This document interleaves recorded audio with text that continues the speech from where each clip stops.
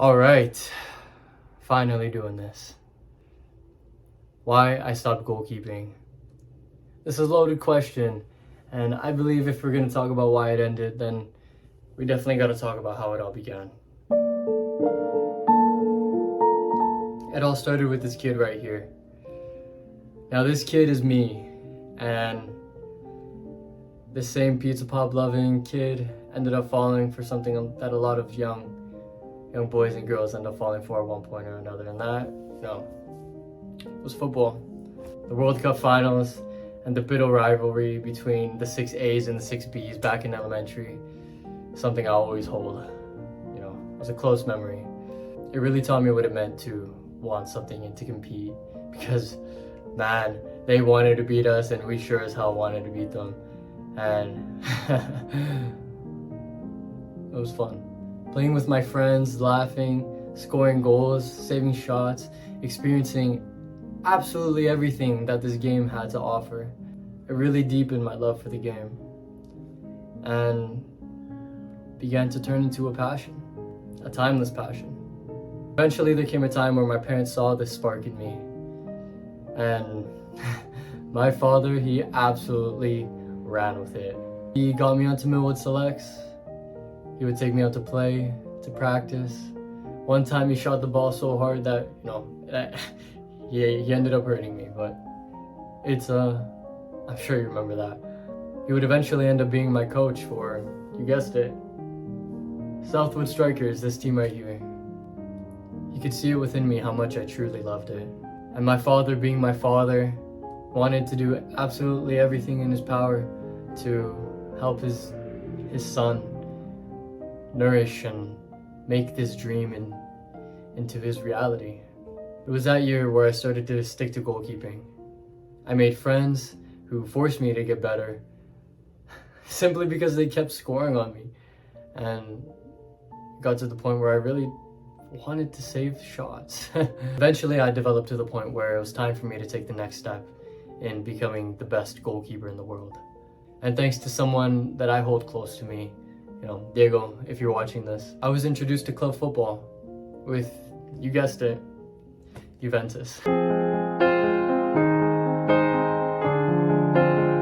The first trial with this new side was an unsuccessful success. I ended up making the team, mainly because of the fact that they needed a goalkeeper. But I always remember that first trial. I was nervous, I was panicking, and it really made me realize how much room there is to grow. The fact that my footwork and my kicking technique was basically non-existent. Definitely struggled on more than a few occasions during that first season. Thankfully, my father saw this in me, and thanks to a lot of the guidance and instruction from a lot of the coaches in the academies and at Juventus, my footwork began to develop at a pretty rapid rate. I really began to fall in love with the ball at my feet and taking free kicks out of practice, just on my own, juggling for hours, learning tricks, and I began to appreciate my relationship with the ball, and the relationship with the ball became one of my biggest strengths. After a few years at the club, coming off some first place championship seasons, my development began to skyrocket. And with that, distribution and footwork and, my ability to save the ball, my high-flying goalkeeping abilities really began to make a difference, and people were starting to notice.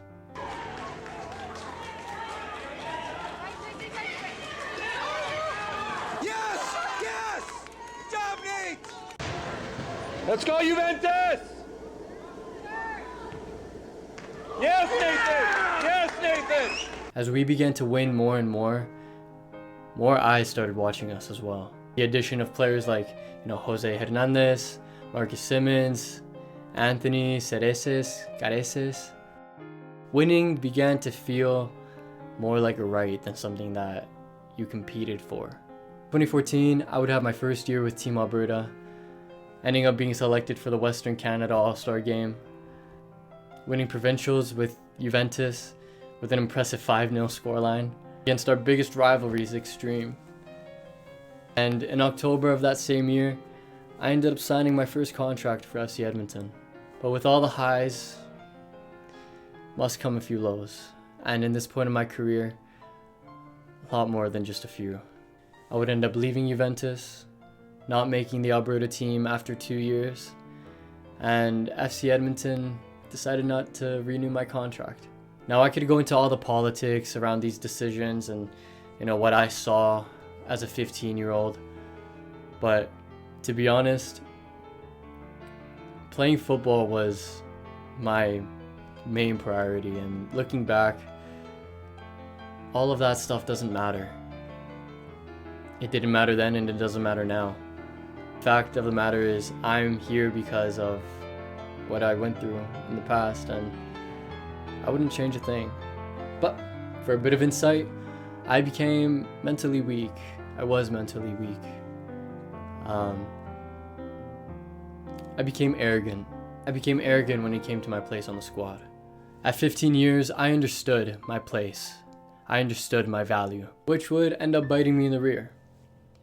Not to say that I stopped working hard, because God knows and my family knows and I know how hard I truly worked. Knowing this made me feel like I was on top. And it wasn't out of a raw confidence, it was out of a pure arrogance.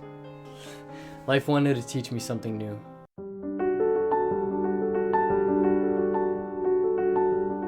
After hearing the news of not being signed with FC Edmonton, not renewing my contract, my mother thought it was best for me to move to Calgary with my father and my sister. Mainly because she heard me and my ex, my girlfriend at the time, making love in the basement. Yep. She really heard the whole thing. After moving to Calgary, my father and I began hunting for a new place for me to call home. And along came Calgary Foothills. Now the Foothills team, for my age and division, already had 2 top-class goalkeepers. So the question became what to do with me. And the answer was have me bounce between the A team and the B team. And so I did. This new setup never really allowed me to settle. But it did teach me that in order to get what I really wanted, I would have to earn my spot and my place. One must earn everything they're given. Nothing is free. And my sacrifice was to put in the work and always be the hardest worker in the room in every environment that I was put in. And my reward was starting games, winning, and building real confidence. As the season was coming to a close, my father and I began to discuss the next steps in getting into top flight football. And by some miracle, the people closest to me found this academy in Spain, FC Malaga City, in Torox. After packing my bags, shedding some tears, and really feeling all the excitement, I was gone. Gone to one of the biggest footballing nations in the world. And my first stop was the capital. I arrived in Madrid with my father, saw sites like the Santiago Bernabéu, La Plaza del Sol, and really enjoyed the Madrid heat.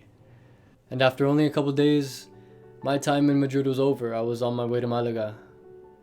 But my time in Madrid was truly special. Being in the Santiago Bernabéu, the Galactico Stadium, it was magical. Imagine being a 16-year-old who believed that he was on his way to becoming the best goalkeeper in the world, and seeing all the trophies and titles and football boots and individual awards, and it really gave me a sense of belonging, and it felt like it was meant for me. And it was in those moments where I realized that this dream wasn't going to remain a dream anymore. It's going to be my reality. As we arrived in Malaga, I began to feel the excitement and the surge of adrenaline that would flow through my body. When I arrived, I met the coaches. I was introduced to my roommates and where I'd be staying. And after a few days, more of the players would show up, and we had the jersey presentations. I, being 16 and one of the youngest in the academy, I was given the honor to wear the number 12, a number signifying change, and this was it. The year my life began to change.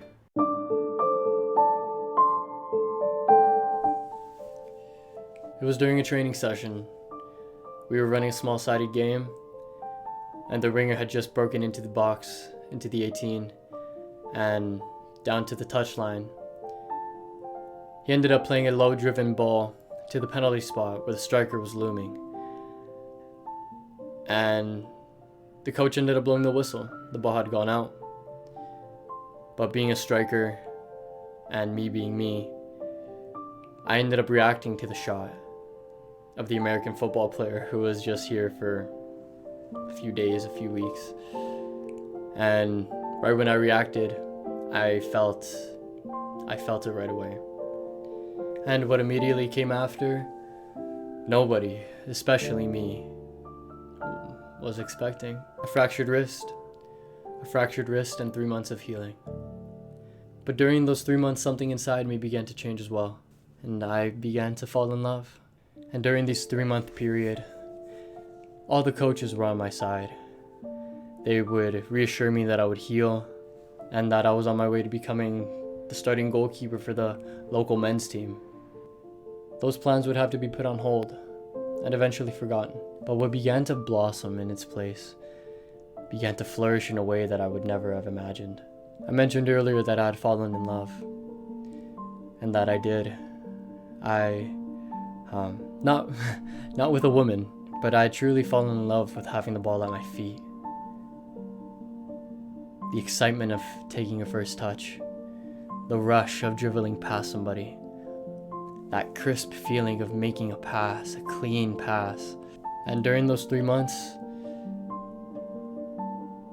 after every day, each training session, it began to spark something in me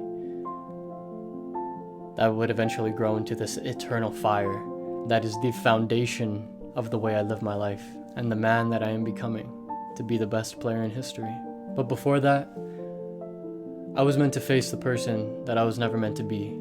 And to face that person, I had to visit rock bottom. But the story isn't over. And goalkeeping would come back to have its last dance with me before finally setting me free. So, to go back to the title of this video, why I stopped goalkeeping. It's because I fell in love with the same sport in a whole new way. I had found a new passion and a different drive for me to sink my teeth into. And to this day, I'm still there. So that's it. Why I stopped goalkeeping. You know, there's a lot more that goes into the story. But for now, I feel like this is enough. So, with that being said, thank you guys for watching. Please like, subscribe. Really let me know what you thought of the video and the content. Yeah, I'll see you in the next one.